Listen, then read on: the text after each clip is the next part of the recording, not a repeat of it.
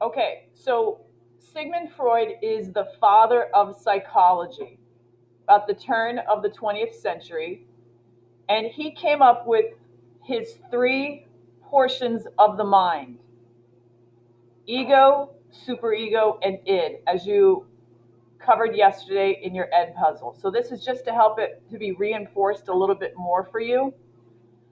So here's our definition. They're names of the three parts of our personality or psyche. That's where we get the word psychology. Psychoanalytical personality theory. According to Freud, these three parts combine to create all of the complex behavior and choices that we make. So let's figure out what they are. It is the most basic, and it wants gratification. It's really based on what's called the pleasure principle, and that's really all that governs the id, is pleasure and getting wants and needs satisfied. And if those needs are not met, the person becomes very tense, very anxious. It's called the child. So it's the part that is with us the longest. Okay, here's some examples. Do you mind closing the door, Evan? I just don't want that to echo at this. Thanks. I know you can see these, but I'll read them anyway. Sally was thirsty, so rather than waiting for the server to refill her glass of water, she reached across the table and took some of Mr. Smith's water from his glass, much to his surprise. So a lot of times you'll associate very uncouth or rude behavior with the decision the id makes, because it wants it now. It doesn't care about decorum or manners. A hungry baby cries until it's fed. Okay, that's very understandable. We're used to the id in that example, asking and getting. This one, not so much. As an adult, you're expected to exercise and recognize some patience. A toddler wants another helping of dessert and whines incessantly until she's given another serving. Maybe you've been out to a restaurant. I'm guilty of this, where I don't love sitting next to tables with little kids. Mostly because of this, especially around that 2 years old stage, where they're going to throw a tantrum until they get what they want. It's tough for the kid, it's tough for the parents, the whole bit. But they get what they want that way. That's the id coming through. Mike sees a $5 bill fall out of Nick's backpack as he pulls his books out of the locker.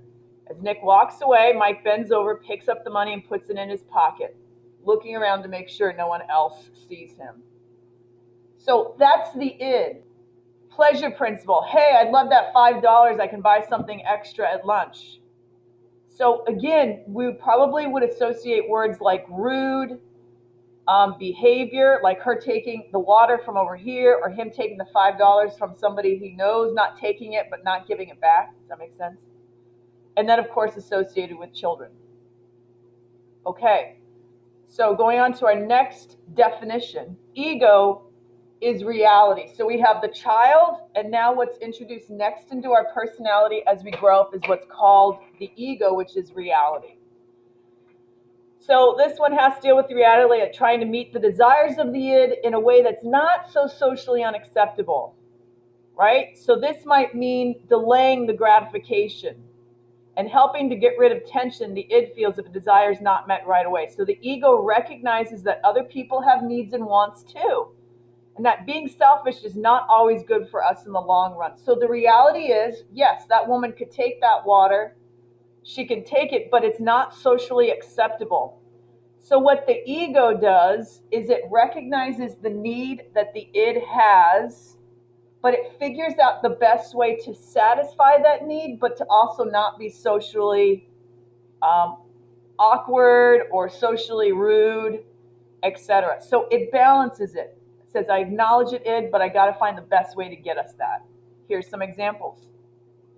Sally's thirsty, but she knows the server would be back soon to refill her water glass. So she waits until then to get a drink, even though she would really love to take his water and drink it because she's so thirsty.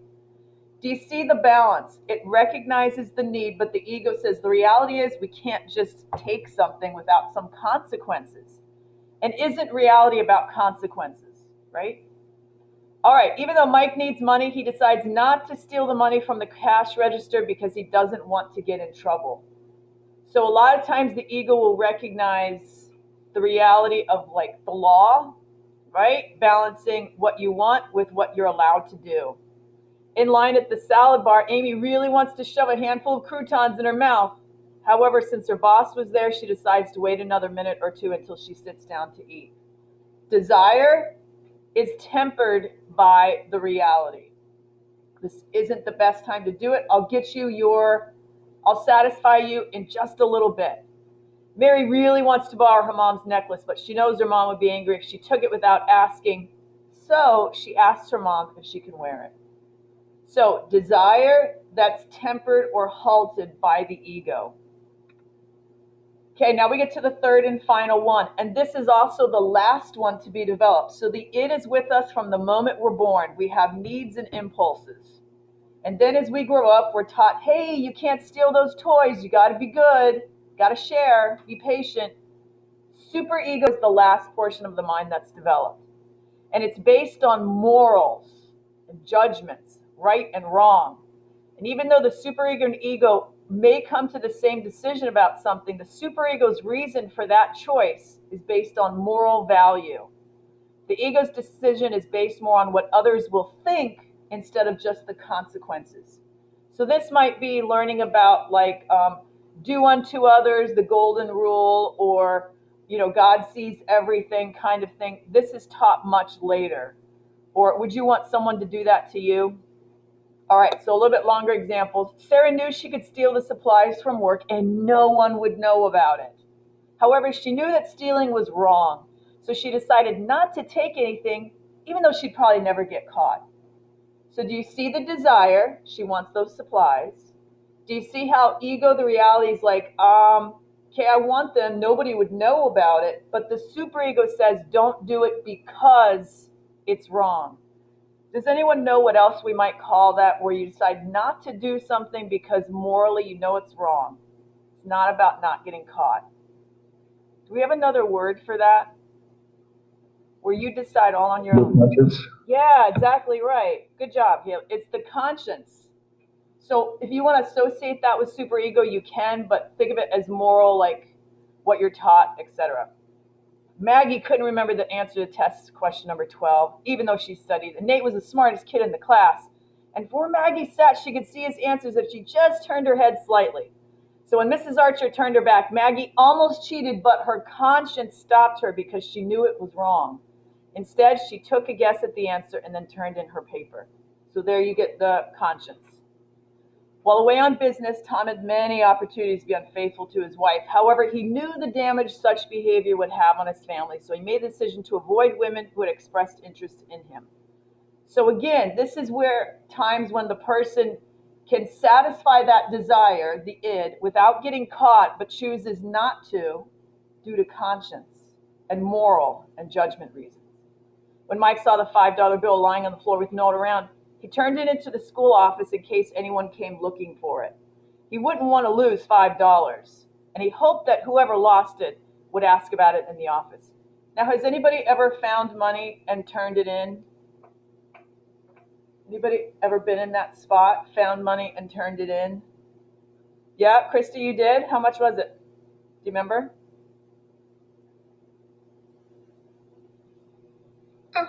One time we found like $100 bill like on the Wow. store ground, so we just gave it to the Whoever was in charge there. Okay. I can tell you one experience where I was on the other side of that.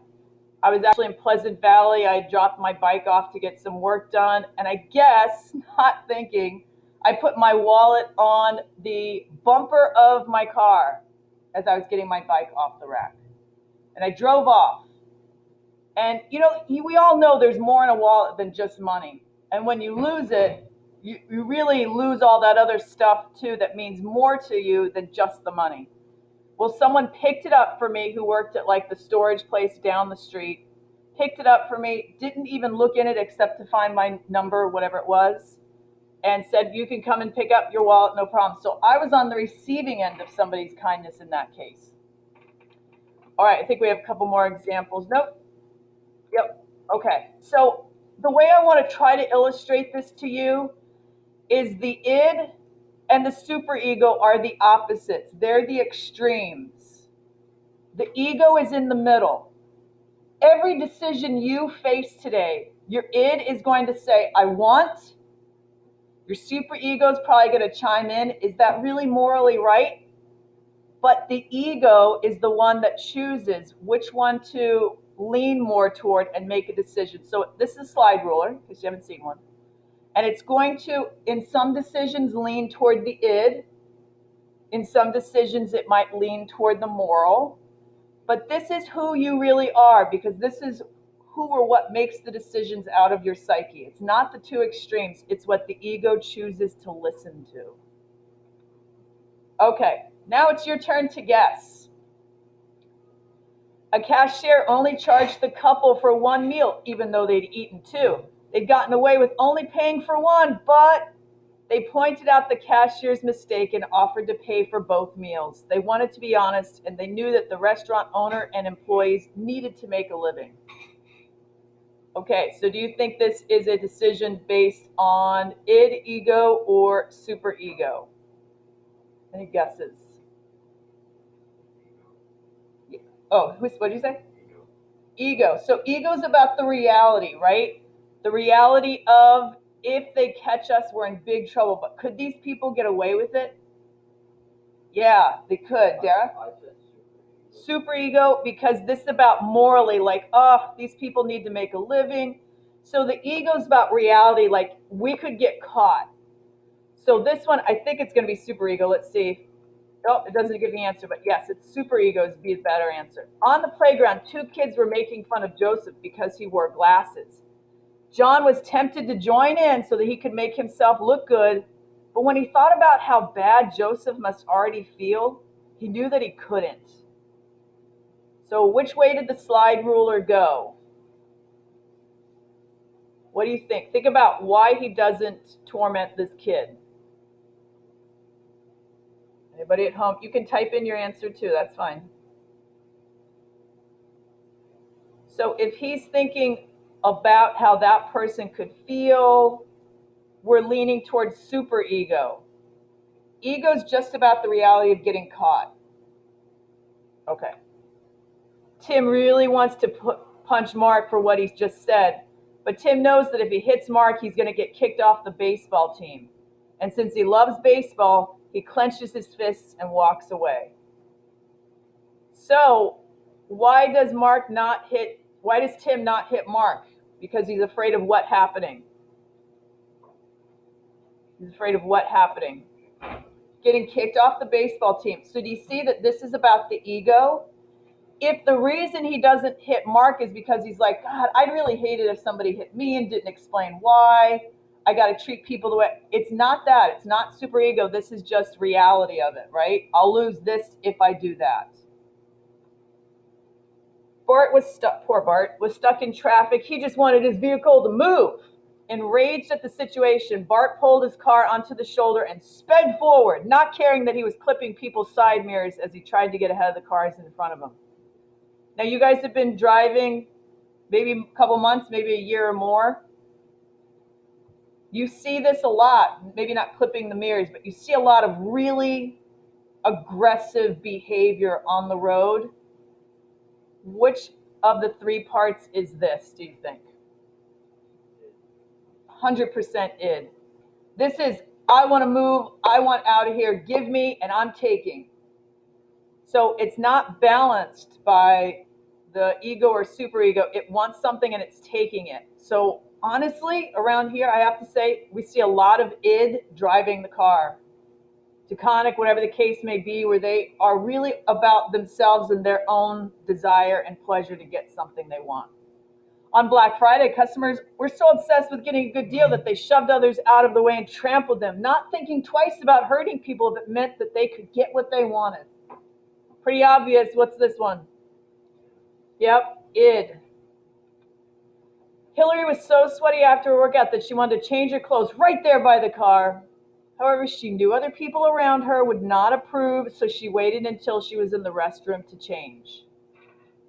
So notice it's not about morals and judgment. Like I wouldn't want someone to be startled or embarrassed. It's just about the reality of it. So this is ego.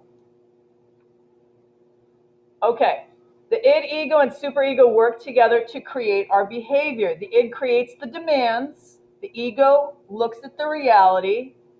And the superego adds the layer of morality. Okay. So here's a good way for us to understand it. Have you ever seen, like in a cartoon, the devil and the angel on your shoulders? If you can remember that or visualize that, then you can remember this. So the id is, come on, don't you want to do it? Superego's like, that's totally not right. Morally, what would your mom say?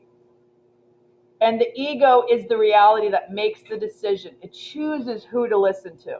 All right, you won't forget it maybe if I give you this image. This is a really common concept, but maybe you never realized that it is Freud's 3 parts of our mind. So here's the, come on, the desires. Here's the morality. The ego makes the decision and chooses who to listen to. So that's the slide ruler part we're talking about. This is another image associated with it. Remember I told you water represents the unconscious or subconscious. They're the same thing. This is right now you. This is what you're aware of. I want you to look at that iceberg as this visual, that there's so much of your mind that is part of your subconscious that you're not aware of. A huge part of it. Does anyone see which part is 100% in the subconscious? What is 100% in our subconscious? Anybody see that? It's our id. Our id never really has complete conscious awareness. It's all about desires. It's with us from the very start of inception, really, as we're living, because we're about satisfying our desires in order to survive and live. These are added by society later, so that's why they have conscious peak up there. Okay, so the id is the pleasure principle. It does include sexual and aggressive instincts. This is the only component of our personality which is present in our life since we're born. The id works unconsciously. It responds directly to our instincts. It does not acknowledge society's teachings at all in governing itself.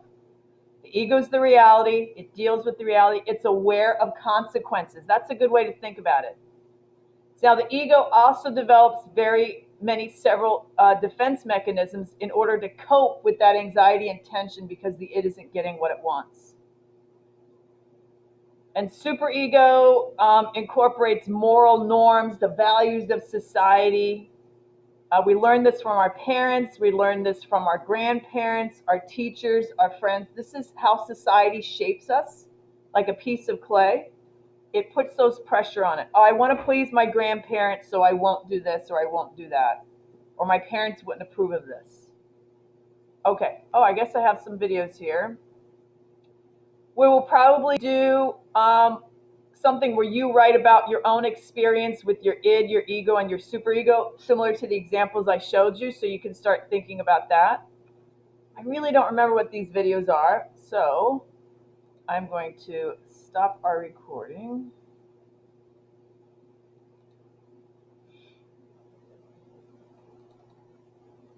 And try. There we go, it's down here.